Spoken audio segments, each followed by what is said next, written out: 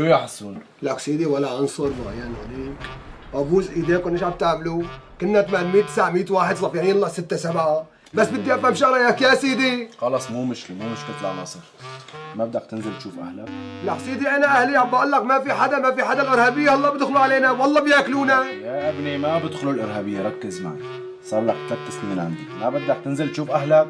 لك سيدي انا اهلي من 3 سنين ما بعرف شيء عنهم.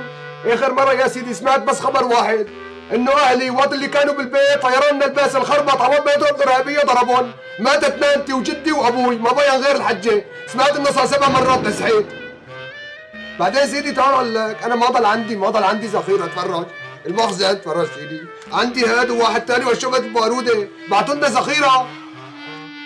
خلص ابني خلص، قوم ضب اغراضك ويلا مشان انزلك على البيت. لك سيدي اجر طريق ما معي، منين بدي اجيب لك مصاري انا؟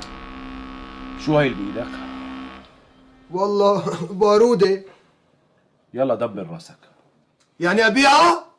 يعني عليك. لك سيدي والارهابيه شلنا نقتلهم بعدين؟ يعني اذا اجوا الارهابيه بنقول لا تواخذونا يا جماعه، تعوا غير يوم لانه ذخيره ما عندنا مشان نقوم بواجبكم.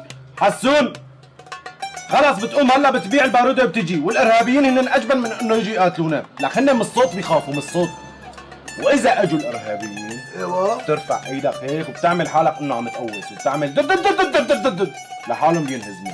انت هيك شايف سيدي؟ هيك شايف. يلا بس يلا يا سيدي بدي اخذ حق المخازن الي. ها مخزن واحد بس. مخزنين مخزن واحد. مخزن قبلين. يلا بيع على السريع وتعال. العطر على اللي ماتوا. دبر راسك. احترامي سيدي.